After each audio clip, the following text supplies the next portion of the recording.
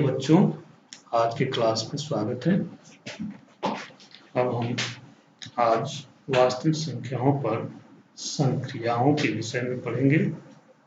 गणित की 4 संक्रियाएं होती हैं, ये तुम जानते हो, योग, घटाना, गुणा और भाग। इसके संख्या पद्धति में कुछ संक्रियाओं के नियम भी होते हैं, जैसे क्रमनिर्णय नियम, साहचर्य नियम और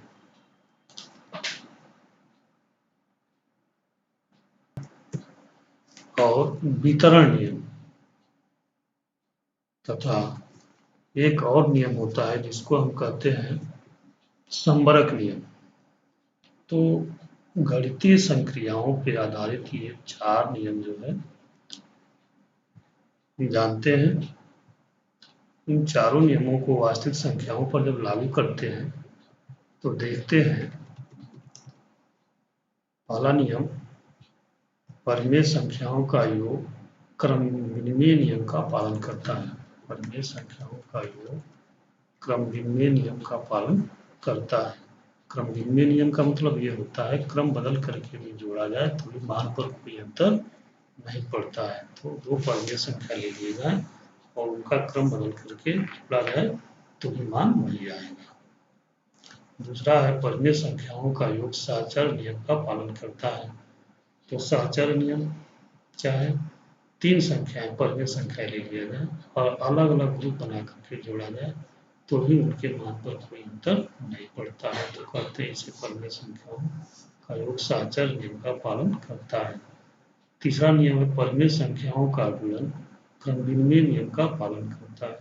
यानी कि परिमेय संख्याओं का गुणा क्रम बदल करके भी करें तभी उसके मान पर कोई अंतर नहीं पड़ता, अर्थात ये भी बराबर भी है। परिमेय संख्याओं का गुणन साहचर्य नियम का पालन करता है। अलग अलग ग्रुप में बनाकर गुणा करें तब भी उसके मान पे अंतर नहीं पड़ता है, यानी कि साहचर्य नियम का पालन करता है। पांचवा है परिमेय संख्याओं का गुणन योग पर वितरित होता है।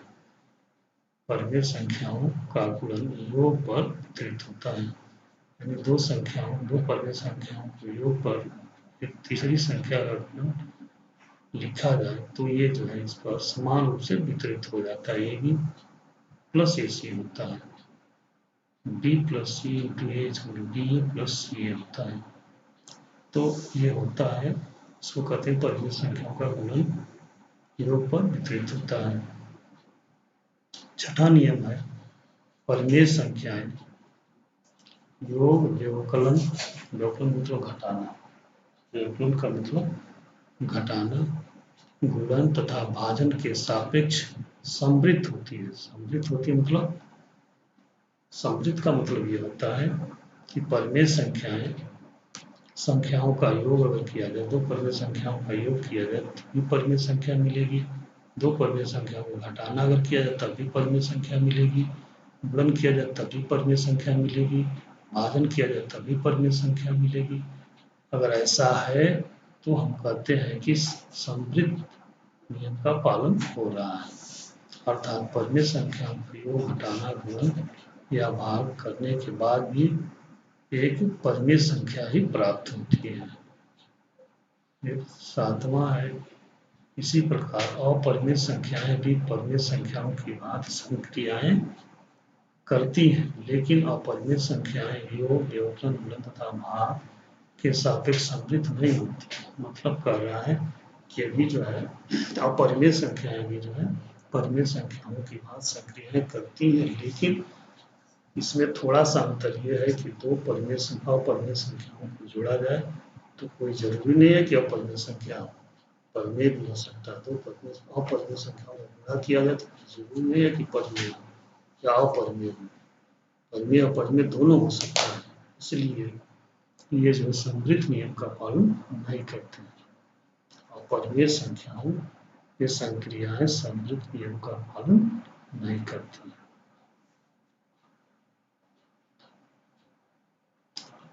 तो हम देख रहे हैं आगे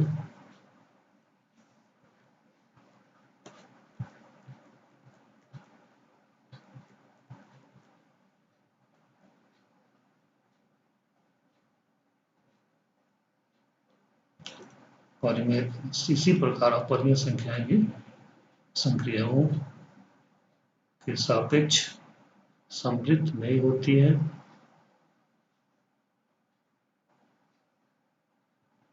हम देख रहे हैं इस उदाहरण लेकर के 2 ऋण काणी में 3 एक अपरिमेय संख्या है, 2 धन काणी में 3 ये भी एक अपरिमेय संख्या है। दोनों का योग करें तो 4 आता है जो कि परिमेय संख्या है।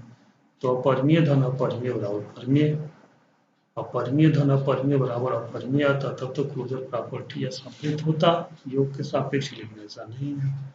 उसी तरह से 2 अपरिमेय संख्या √2 करते हैं तो 2 परिमेय आ जाता है, तो ये भी जो है क्लोज नहीं है अर्थात समृद्ध नहीं है।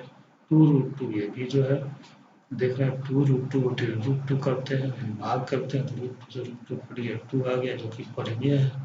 तो 2 अपरिमेय आपस में संक्रिया करके अगर एक परिमेय देते हैं तो कह सकते हैं कि ये संक्रियाएं जो है इन संख्याओं के लिए जो है समृद्ध नहीं है, यानी समृद्ध नियम का पालन नहीं करती है। संख्या रेखा पर किसी धन वास्तविक संख्या का वर्गमूल ज्ञात करना, संख्या रेखा पर किसी धन वास्तविक संख्या का वर्गमूल ज्ञात करना। अब इसको कैसे करेंगे, किसी भी धन वास्तविक संख्या x के वर्गमूल को संख्या रेखा पर दर्शाने के लिए रचना के कुछ चरण हैं।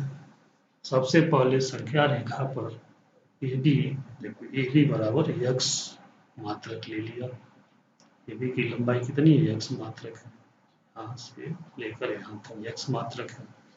अब फिर दूसरा चरण AC को दूसरा चरण ये है इसमें कि B से संख्या रेखा पर C तक BC बराबर 1 मात्रक खींचा, B से 1 मात्रक की दूरी और ले लेते हैं C तक। और फिर क्या करेंगे, AC को, तीसरा चरण ये है, इसी दूरी को लंबवत करेंगे या 2 बराबर भागों में बांटेंगे जो कि O पर काटता है।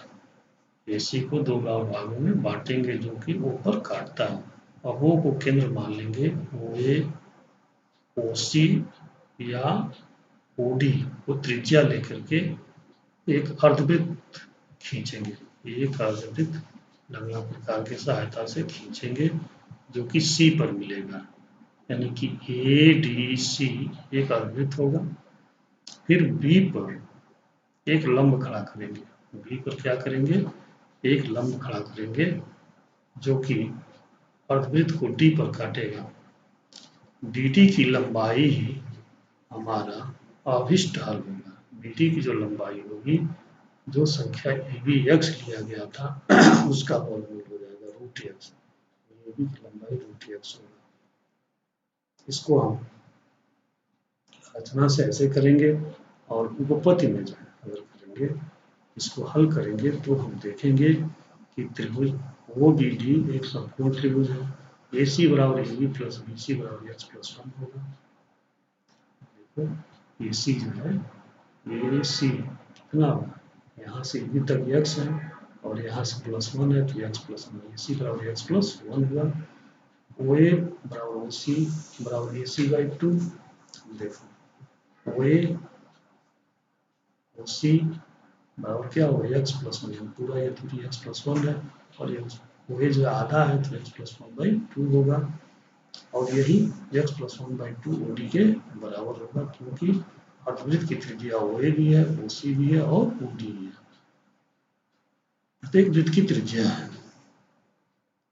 अब OB बराबर OC माइनस BC, OB बराबर OC माइनस BC जब करेंगे तो OB का मान आएगा तो x प्लस 1/2 माइनस 1 बराबर x माइनस 1/2 आएगा। OB का मान आ गया x माइनस 1/2। समकोण त्रिभुज OBD में OD स्क्वायर में निकालें, OD निकालना है तो OD स्क्वायर बराबर OB square plus BD square, तो BD स्क्वायर बराबर OD square minus OB square.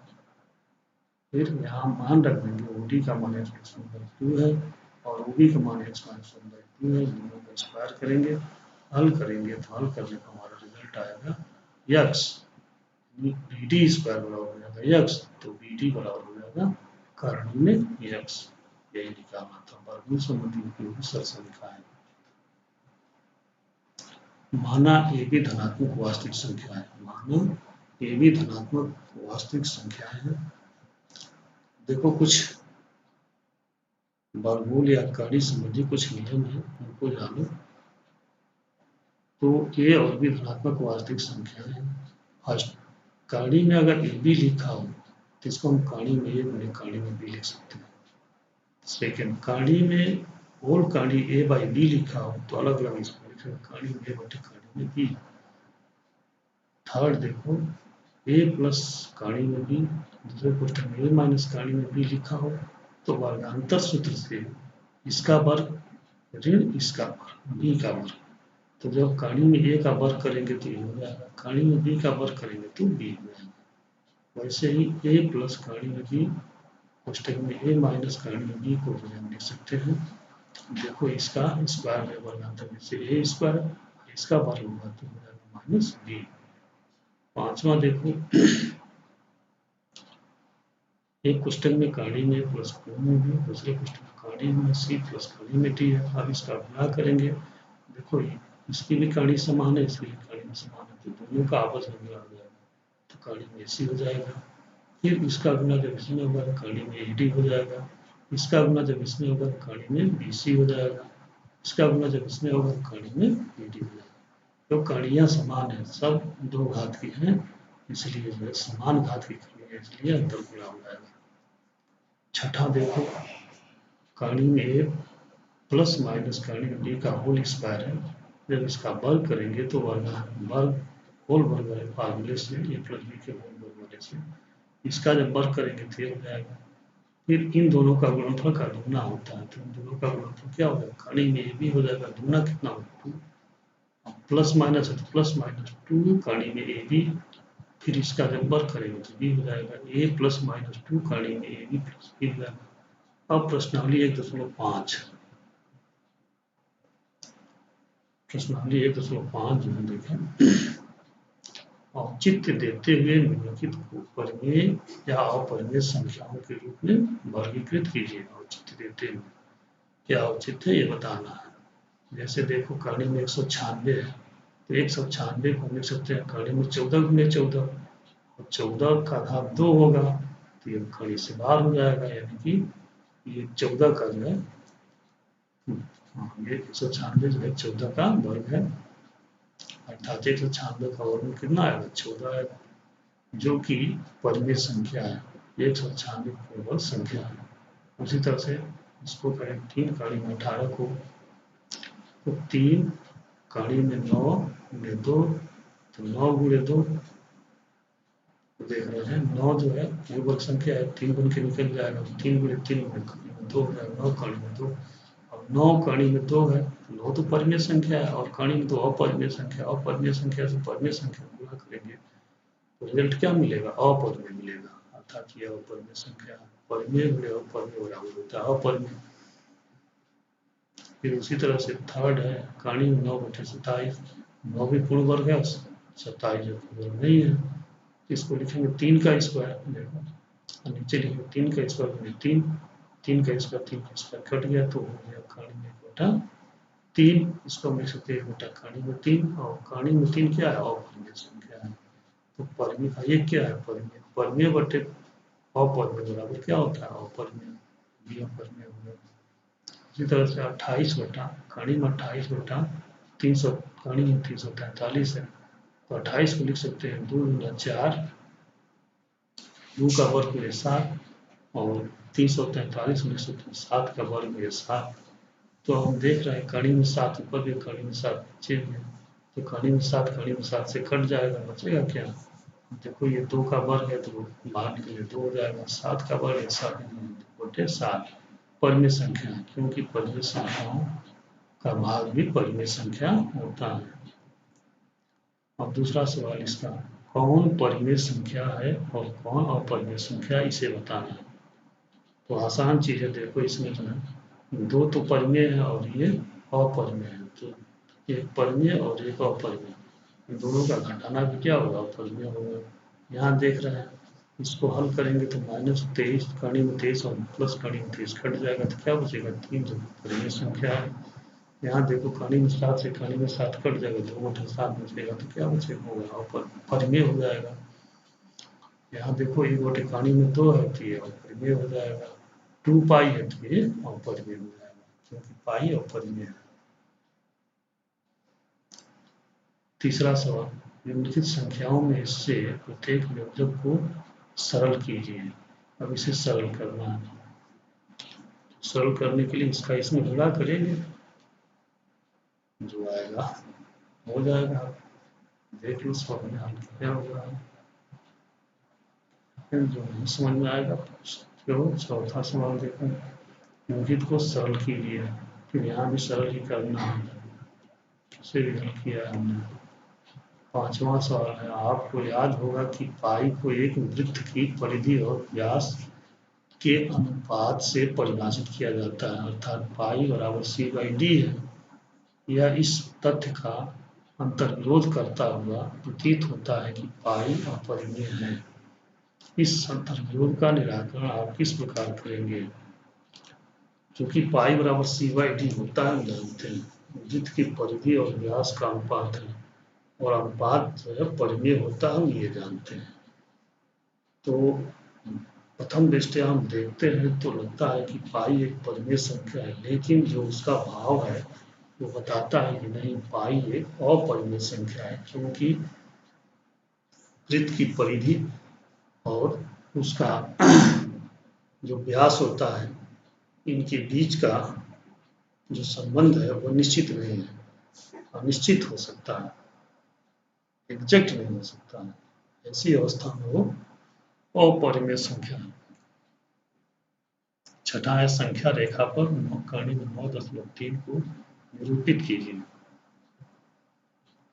तो देखो हम लोग पीछे इसकी आर्टिकल कर चुके हैं, इस सवाल को यहाँ हम तुमको लगा के दिखा रहे हैं। कहानी में 9.3 को हमें निरूपित करना है, तो क्या करेंगे, एक AB रेखा खींचेंगे। देखो AB जिसकी लंबाई कितनी होगी, इसकी लंबाई होगी 9.3 सेंटीमीटर, इसकी लंबाई होगी 9.3 सेंटीमीटर, कहानी नहीं होगी, गलत हो गया है, इसकी लंबाई होगी 9.3 सेंटीमीटर। तो हम जो है 9.3 सेंटीमीटर लंबी एक रेखा AB खींचते हैं, रेखाखंड AB खींचते हैं, पहला चरण हमने लिख दिया है। उसके बाद B से C तक की दूरी 1 सेंटीमीटर और बढ़ाते हैं, BC बराबर 1 सेंटीमीटर खींचा। तीसरा चरण जो है AC को समान 2 भागों में बांटा, जो O पर काटता है। AC को पूरी लंबाई को 2 बराबर भागों में बांटते हैं, क्योंकि O पर काटता है। O को केंद्र मानकर तथा OA OC और OD त्रिज्या लेकर के एक अर्धवृत्त खींचा, यह अर्धवृत्त हमने खींच लिया, यहाँ तक आ रहा है C तक। फिर क्या करेंगे हम, पांचवा चरण है, B बिंदु पर लंब खींचा जो वृत्त को D पर काटता है। D पर एक हम लंब ड्रा करेंगे। देखो लंब खींचने के लिए हम क्या करेंगे कि जो है चाप लगाया, फिर इसका अर्धक किया, जो यहाँ काट रहा है इससे इसको हमने मिला दिया, लंब हो गया, अर्थात ये भी 90 होगा और ये भी 90 होगा। फिर BD को त्रिज्या लेकर B को केंद्र मानकर एक अर्ध चाप काटा, जो एक चाप काटा जो रेखा को E पर काटता है। देखो इस BD को जो है चाप में भर करके B को केंद्र मान करके और एक चाप हमने लगाया जो संख्या रेखा पर E पर मिलता है। अब ये BE जो है, यही हमारी जो है वह संख्या होगी जिसका वर्गमूल कहानी में 9.3 होगा। तो ये दूरी जो है BE बराबर हो जाएगा 9.3, इसे ही हमें दिखाना था, हमने दिखा दिया। BE बराबर कहानी में 9.3 सेंटीमीटर। सातवां सवाल है, निम्नलिखित के हरों का परिमेयीकरण कीजिए। निम्नलिखित के हरों का परिमेयीकरण, परिमेयीकरण का मतलब ये होता है कि हर से कहानी को समाप्त करना। तो क्या करेंगे, जैसे यहाँ है कहानी में 7 है, कहानी में 7 को जब हटाना होगा तो कहानी में 7 से ऊपर नीचे गुणा कर देंगे, गुणा करने से नीचे से कड़ी हट जाएगी, ऊपर कड़ी आ जाएगी, तो ये परिमेयीकरण हो गया। उसी तरह से इसका परिमेयीकरण करना है तो क्या करेंगे, देखो यहाँ कड़ी में 7 ऋण कड़ी में 6 में, तो इसके अपोजिट से गुणा करेंगे, यानी कड़ी में 7 ऋण कड़ी में 6 का अपोजिट होगा कड़ी में 7 धन कड़ी में 6। कड़ी में 7 धन कड़ी में 6 से नीचे भी पूरा करेंगे तो ऊपर भी करना होगा, तो कड़ी में 7 धन कड़ी में 6 ऊपर, कड़ी में 7 धन कड़ी में 6 नीचे करेंगे, तो देखो नीचे वाला वर्गांतर से ये कोष्टक में माइनस बी, दूसरे कोष्टक में प्लस बी, फार्मूला होता है ए स्क्वायर माइनस बी स्क्वायर, यानी कड़ी में 7 का स्क्वायर माइनस कड़ी में 6 का स्क्वायर, कड़ी में 7 का स्क्वायर 7 हो जाएगा, कड़ी में 6 का स्क्वायर 6 हो जाएगा, 7 में से 6 गया 1 हो जाएगा, तो हो गया। देखो नीचे से जो है कड़ी हट गई, ऊपर जो भी आवे ऊपर छोड़ देंगे, नहीं ध्यान देंगे, नीचे से कड़ी को हमें हटा देना है। फिर इसके बाद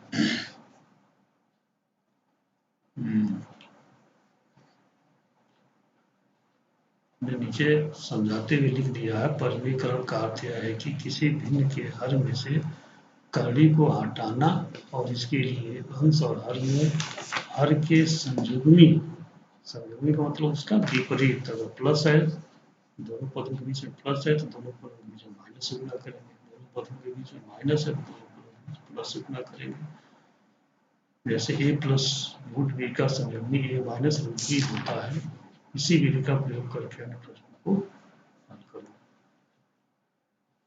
8वां सवाल है, निम्नलिखित का परिमेयीकरण कीजिए। यहाँ भी परिमेयीकरण करना है, वैसे ही करेंगे जैसे ऊपर हमने किया है, सबको हमने हल किया है, देख लेना, जो समझ में नहीं आएगा पूछ लेना। वास्तविक संख्याओं के लिए घातांक नियम, घातांक नियम क्या है, घातांक नियम पीछे पढ़े हुए कक्षा 8 में थोड़ा बहुत बताया गया है। A to the power M into A to the power M, यानी A to the power M गुने A to the power M. अब देखो ये क्या है, ये को हम आधार करते हैं और इस पर जो पावर है इसको जो है घात करते हैं, आधार और घात, ये आधार है और यह घात है, तो ये आधार पर यम घात, ये आधार पर यम घात का आपस में अगर गुणा किया जाए तो हम लिख सकते हैं ए गुणे कहाँ तक यम पद तक, ए गुणे कहाँ तक यम पद तक, इसका जो उत्तर होगा A to the power N plus N, सब जुट जाएंगे, ए पर एन प्लस एन घात जुट जाते हैं। अब सेकंड है कि ए पर एन, तो इसका जब गुणा करेंगे तो घात में घात का गुणा, घात पर घात हो तो घात में घात का गुणा हो जाता है, ए पर एन में गुणा। इसी तरह से ए पर एन बटे ए पर एन इक्वल टू ए पर एन माइनस एन, यानी समान घात वाले दो पदों, समान आधार वाले दो पदों का जो घात होता है अगर भाग पड़े तो घट जाता है। इसी प्रकार चौथा है A to the power N to B to the power N, यहाँ देखो आधार भी दोनों जो भिन्न भिन्न होगा लेकिन घात समान है, तो घात एक ही रहेगा और आधार गुणा हो जाएगा, ए बी पर एन हो जाएगा। फिर देखो यहाँ ए पर एन बटे बी पर एन, आधार दोनों का भिन्न भिन्न है, घात समान है तो घात वही रहेगा, ए बाई बी पर एन हो जाएगा। अब ए पर जीरो का मान कितना होगा, ए पर जीरो को हम लिख सकते हैं ए पर एन बटे ए पर एन लिख सकते हैं, या ए पर एम माइनस एम लिख सकते हैं, और एम ए पर एम माइनस एम का मान होता है 1, इसका मान क्या होता है 1। फिर आगे देखते हैं, अगर कहीं लिखा हो करनी में ए और यहाँ जो है बीच में लिख दिया गया हो यम, अर्थात ए का जो है यम घात, यम का यमुआ मूल, ए का यमुआ मूल निकालना है, ए पर ए बटे एम लिखेंगे। जैसे यहाँ कुछ नहीं लिखा है तो 1/2 लिखते हैं, अगर यहाँ 3 लिखा होगा तो 1/3 लिखेंगे, 4 लिखा होगा तो 1/4 लिखेंगे, 5 लिखा होगा तो 1/5 लिखेंगे, कुछ नहीं लिखा होगा तो 1/2 लिखते हैं, ये वर्गमूल लगाते हैं।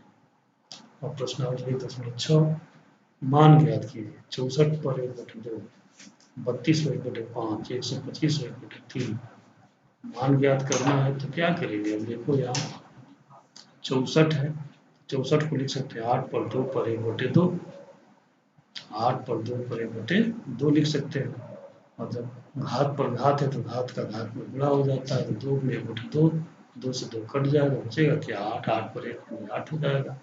32 पर 1/5 है तो 32 को लिख सकते हैं 2 में 2 में 2 और 5 घात हो जाएगा, फिर एक हाथ में घात का गुणा हो जाएगा तो 5 से 5 कट जाएगा, 2 बचेगा। उसी तरह से 125 को 1/3 है तो 5 को 3/3, इसका गुणा होगा कट जाएगा तो 5 हो जाएगा।